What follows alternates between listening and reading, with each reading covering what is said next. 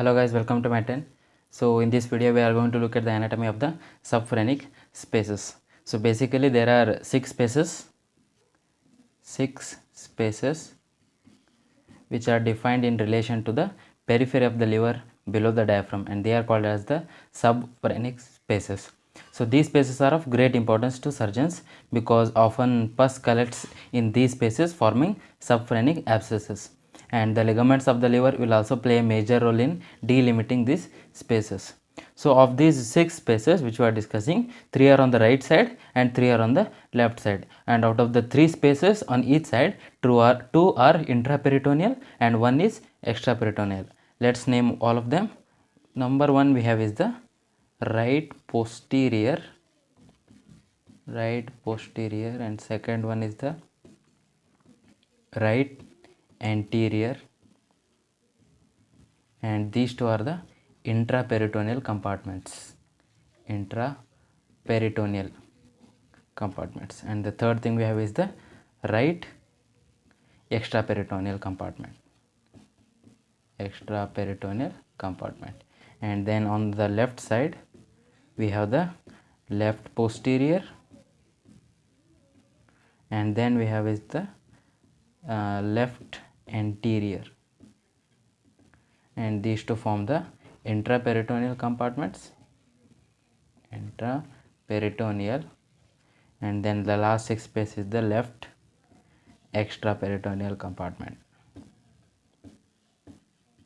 So these are the six subphrenic spaces in the body. We will discuss each one of them which are important. So firstly, coming to the right posterior intraperitoneal compartment. Firstly, coming to the right posterior intraperitoneal compartment. We will discuss the boundaries and the connections. So the right posterior intraperitoneal compartment, it is also called as the hepatorenal pouch, or also known as the Morrison's pouch.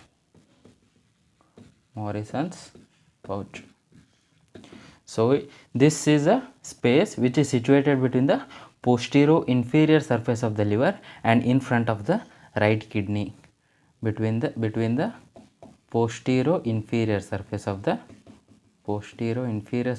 liver and the right kidney. That's why it is named as the hepatorenal pouch. And what are the boundaries of this pouch? Anteriorly we have the posterior inferior surface of the liver, and then posteriorly we have the peritoneum which is covering the upper pole of the right kidney, and above we have the posterior layer of the coronary ligament of the liver, and below we have the transverse colon or transverse mesocolon. So these are the boundaries of the Morrison's pouch. And what are its communications? It communicates through foramen epiploicum with the lesser sac.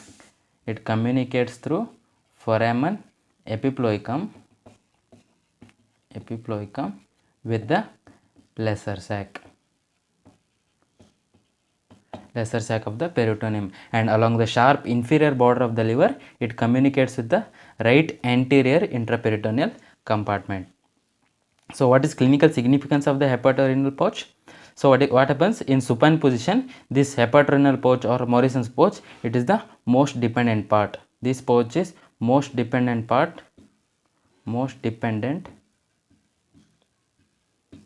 in which position? In supine position.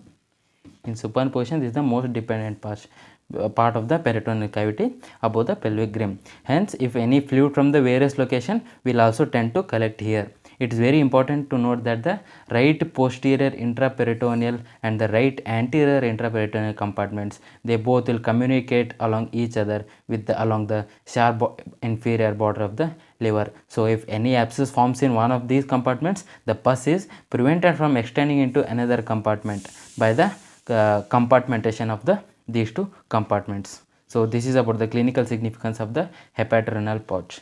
Now let's discuss about the right anterior and the right extraperitoneal compartment.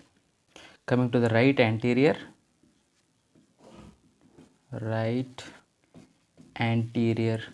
intraperitoneal compartment. Right anterior intraperitoneal compartment. So this compartment is situated between the anterior surface of the liver and the diaphragm. This is the diaphragm and this is the anterior surface of the liver. So this compartment is the right anterior intraperitoneal compartment in front of the coronary ligament and the right triangular ligament of the liver. So what are the boundaries of this compartment? So anteriorly we have the diaphragm and the anterior abdominal wall, and posteriorly we have the anterior surface of the liver, and superiorly it is bounded by superior layer of the coronary ligament, and on the left side it is bounded by the falciform ligament, and on the right side the fossa communicates with the right posterior intraperitoneal compartment, and below it is open. It is open below. So it's not an important compartment. So these are the boundaries and the situation of the right anterior intraperitoneal compartment. So coming to the second one, right extraperitoneal compartment. Right extraperitoneal compartment. So this is the space between the bare area of the liver and the diaphragm. The bare area of the liver along with the diaphragm. So this space between the bare area of the liver and the diaphragm. So what are the boundaries? Anteriorly we have the superior layer of the coronary ligament of the liver, and posteriorly we have the inferior layer of the coronary ligament, and on the left side we have the inferior vena cava, and on the right side we have the fusion of the two layers of the coronary ligaments, and above we have the diaphragm, and below it is open to the posterior surface of the liver. So these are the boundaries of the right extraperitoneal compartment and the right anterior intraperitoneal compartment. Now let's discuss about the left posterior intraperitoneal compartment, or it is also called as the lesser sac. It's a very important topic, so keep focusing on the video. So coming to the left posterior intraperitoneal compartment.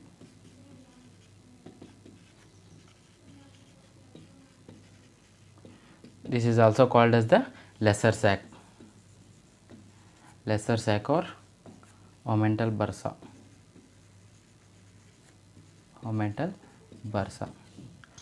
So what is it? The lesser sac or the omental bursa, it's a diverticulum of the peritoneal cavity.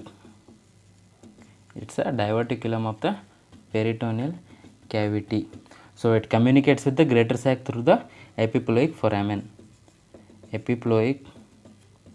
Foramen, or also called as the foramen of Winslow.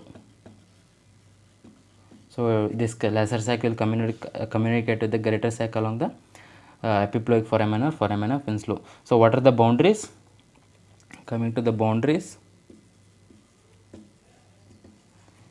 of the lesser sac.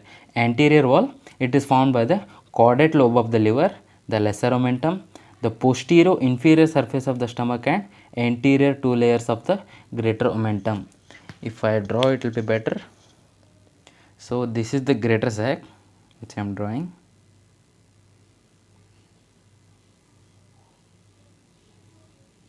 This is the greater sac. Then we have the liver here. Then we have the stomach here. Then we have the transverse colon here. And this is the lesser sac.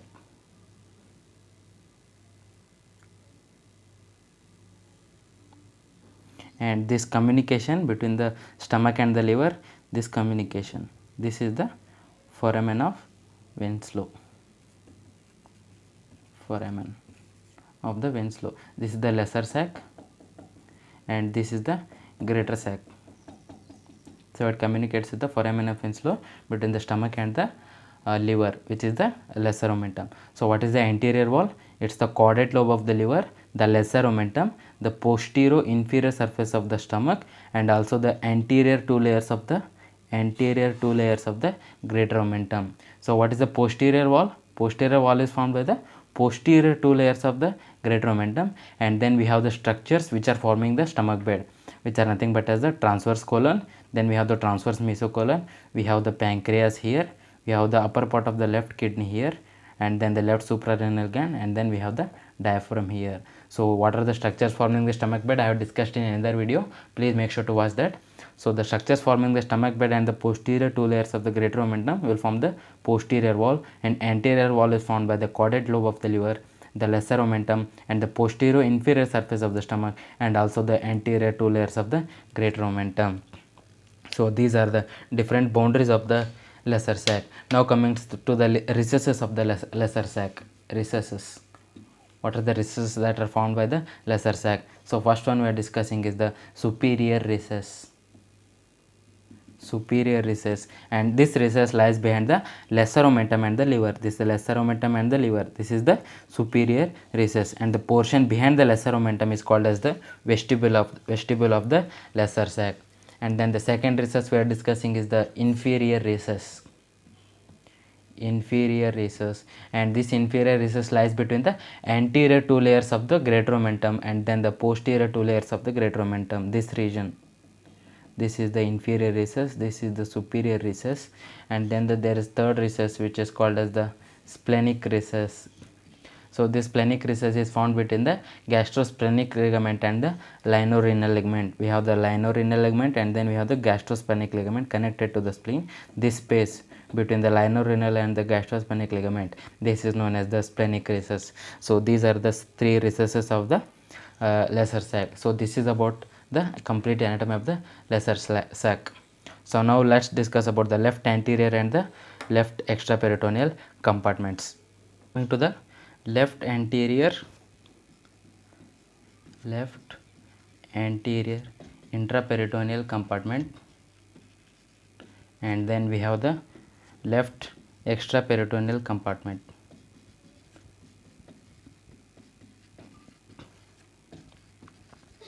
Basically these two compartments are not that important, so let's discuss in basic. So the left anterior intraperitoneal compartment, it lies between the left lobe of the liver and the diaphragm. So it lies between the left lobe of liver and the diaphragm. So this lies between the left lobe of the liver and the diaphragm.